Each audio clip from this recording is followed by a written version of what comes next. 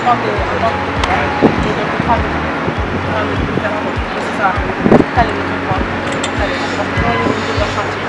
Donc c'est pour ça. Et peur aussi, mais c'est de la sorte. Donc, il y a des blocs,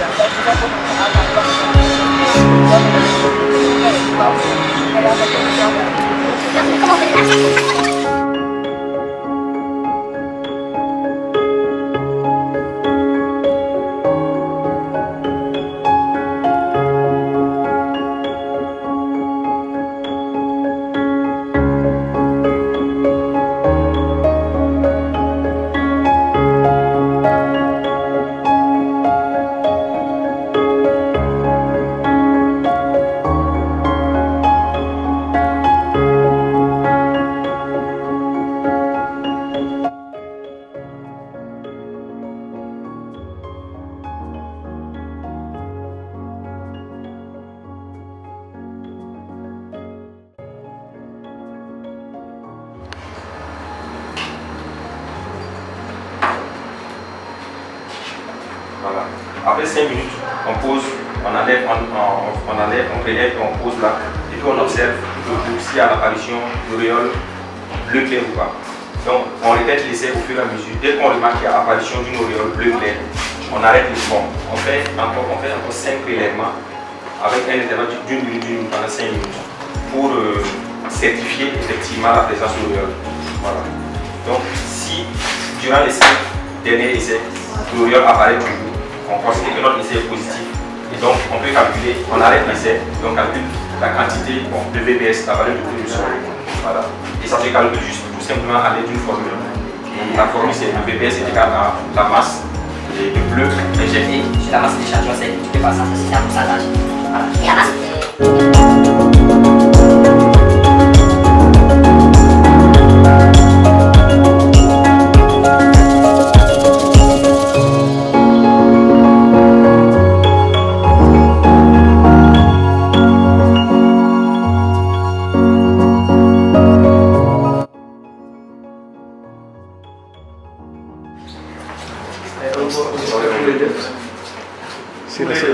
si c'est la latérite, si c'est de la latérite, on peut faire tous les deux. Mais il y a des types de sable, on ne pourra pas faire la limite plastique. On peut faire la liquidité, mais la plasticité, tu n'arriveras pas à faire des failles. N'est-ce pas? C'est pour cela, en général, on fait tous les deux.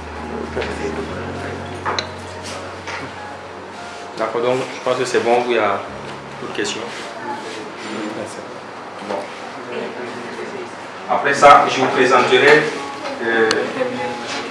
un essai qui permet de déterminer la masse volumique d'un échantillon de sol. D'habitude pour les sols cohérents. Donc l'essai c'est la petite hydrostatique. Voilà.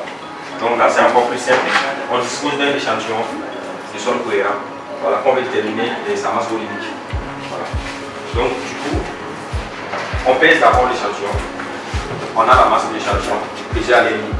Voilà. Après cela, on induit l'échantillon de paraffine. La paraffine, on s'appelle l'acide, on s'appelle la voilà, il y aura tassement. Donc, le compactage va nous aider de raffermir ces relations-là. Et pour cela, il faut respecter les normes. C'est-à-dire, le matériau en quelque sorte, l'eau qu'on va utiliser ne doit pas être trop nombreux. Parce que si c'est nombreux, les grains vont coulisser.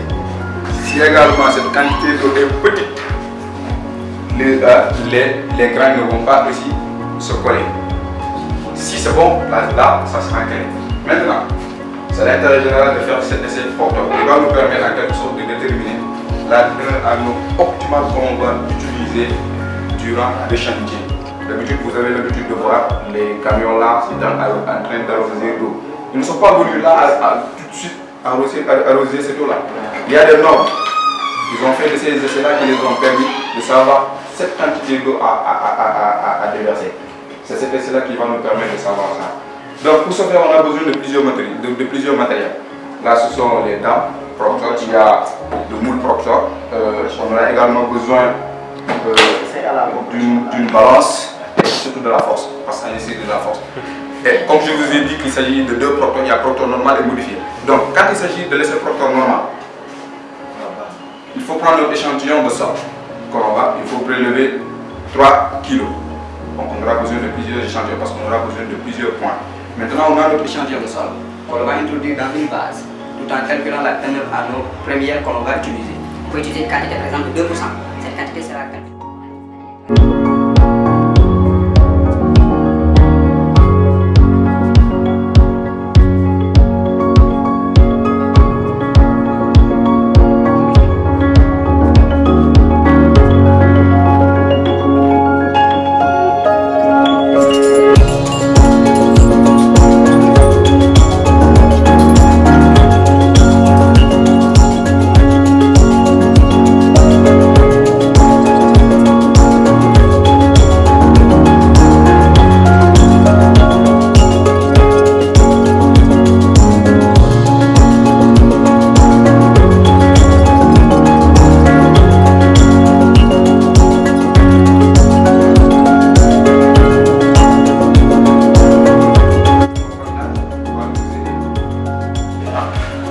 Il y a l'assiette d'abord.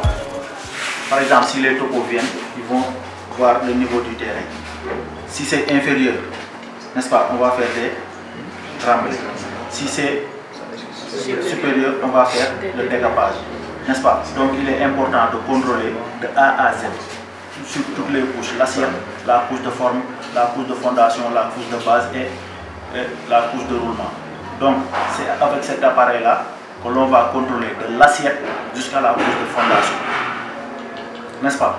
Donc les couches de roulement, soit la grappe bitume ou le béton bitumineux, on utilise le troxylère. N'est-ce pas? Donc il est important de faire les essais au laboratoire, c'est-à-dire les procteurs de référence. On tape d'abord les procteurs, soit procteurs normal et procteurs modifiés, ce qu'il a expliqué tout à l'heure. N'est-ce pas? On aura gamma D et teneur en eau optimale. C'est avec ces valeurs-là qu'on va utiliser sur le terrain.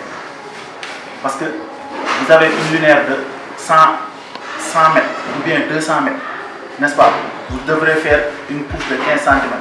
Donc vous devrez savoir le nombre de camions qu'il faut remplir pour que ça soit à niveau, n'est-ce pas? La teneur en eau aussi, elle est calculée, n'est-ce pas? Le compactage que tu as fait au labo, ça se répercute sur le terrain. Le compactage, l'énergie de compactage, n'est-ce pas, sera transmis au chantier. Comme ça, le compacteur va faire 2 ou 3 passes pour avoir la compacité demandée. Parce que si c'est le sable, on demande 82%.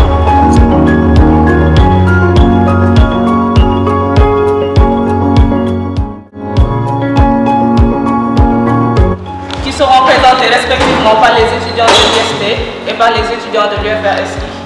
Donc le premier thème porte sur la problématique de la dégradation des chaussées au Sénégal. Elle sera présentée par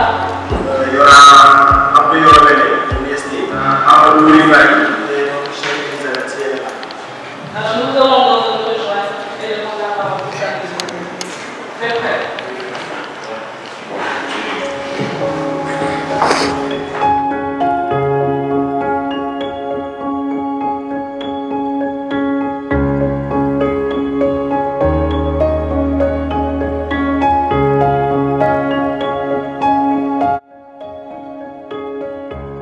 Ici, on va classer la couche de roulement qui est située tout à fait au-dessus, tout à fait en haut.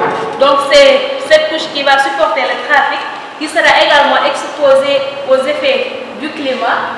Donc elle va pouvoir assurer une certaine drainabilité, pouvoir permettre d'empêcher l'infiltration des eaux qui vont par la suite dégrader les chaussées. Doit être également résistant, c'est-à-dire que c'est une indisposance sévère, assez élevée pour pouvoir supporter les charges imposées par le trafic. Ensuite, il y a la couche de liaison, comme je l'ai dit tout à l'heure. Elle me sert à lier la couche de roulement et la couche de base. Et elle est facultative. Dans certains cas, on va rencontrer la couche de liaison. Ensuite, on discute de la couche de roulement vers de la couche de liaison si elle existe. On a la couche de base qui va supporter les efforts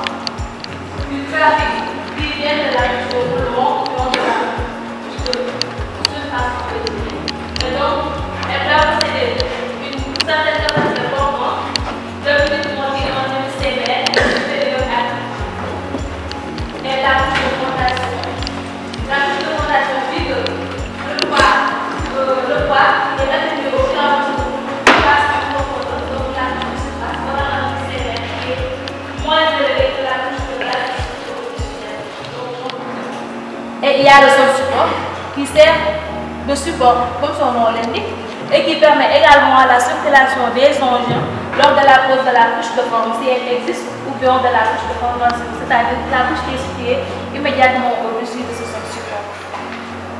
Maintenant, la structure des chaussées, ces structures sont constituées de matériaux, d'un ensemble de matériaux dont nous allons développer par la suite. Pour la couche d'assise, c'est-à-dire couche de base ou couche de fondation. Il y a également le banco-coquillage qu'on retrouve à Saint-Louis, à Casamance, en Ziguinchor. Et ce banco-coquillage, des études ont été faites et ont montré que peut-être si on améliore ce banco-coquillage, ça peut être utilisé également en assise, c'est-à-dire couche de roulement ou couche de fondation. Puis on a les grès de Paki et de Togolo qui sont exploités, qui, si le trafic est fait, peuvent également être utilisés pour la couche d'assise également, base et fondation. Ensuite, à la tête. Donc, sur ce continent-là, c'est un peu de parler avec mon ami. Alors, tout d'abord, dans l'introduction, nous allons parler sur les méthodes rationnelles de dimensionnement.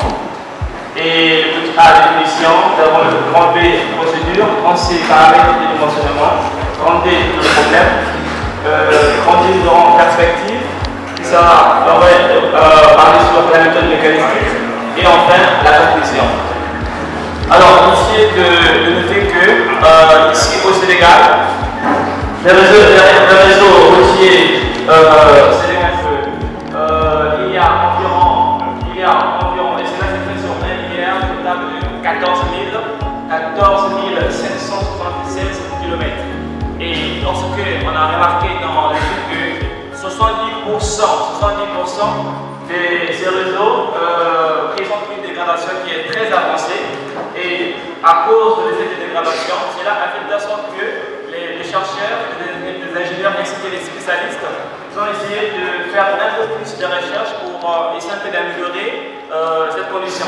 Et il s'est également de savoir que la durée de ces chaussées, la durée de ces routes était inférieure à 15 ans et qui était également un paramètre qui avait attiré l'attention des spécialistes qui devait être plus de 15 ans même. Alors, cette question de l'aspect qui est la mécanique de l'huile continue ainsi que la résistance des matériaux. Alors, nous avons un schéma illustratif ici. Et comme vous le remarquez avec moi, nous avions au niveau ici un climat, nous avons la durée de vie, nous avons le trafic, nous avons le sol et les matériaux. En fait, comme vous le voyez, ce schéma, nous avons comme une séquence. Donc, cette séquence-là est constituée de 3 couches. Et ces 3 couches représentent comme une chaussée. Et au niveau de la partie supérieure, nous avons en haut le trafic. En fait, c'est là juste tout simplement qu'au niveau de la surface, nous avons la présence des véhicules, des voitures qui passent dessus. Et la présence des véhicules ainsi que la présence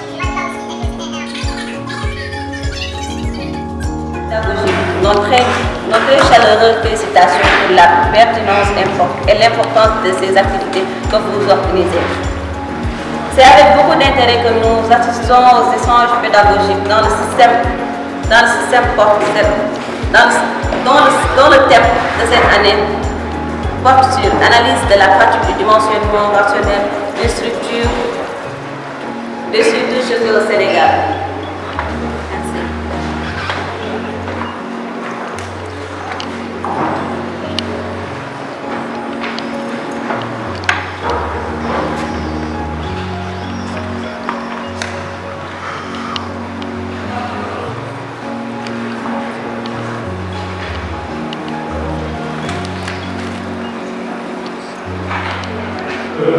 Je ne peux pas lister, sinon on est un peu contraint par le temps.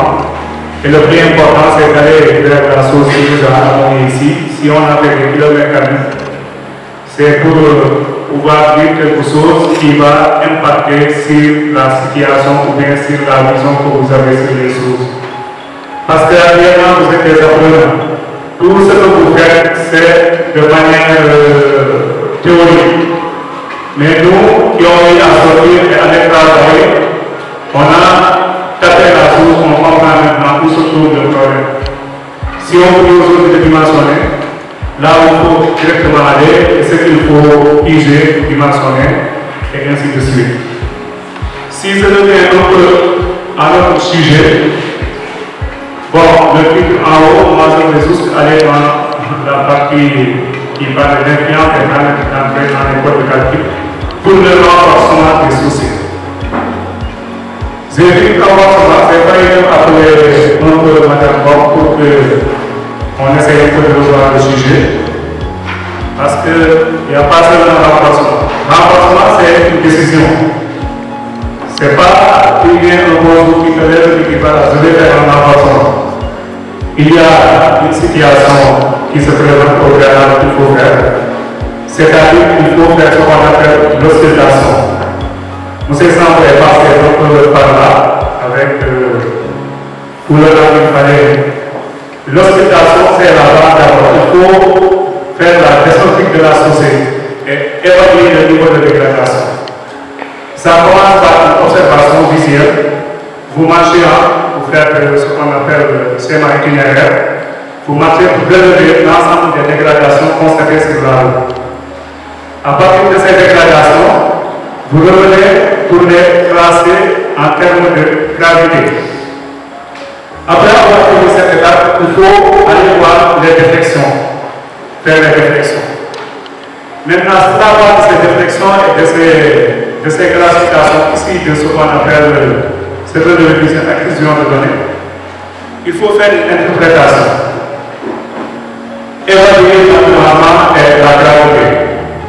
Si l'environnement que vous avez vous permet d'être dans un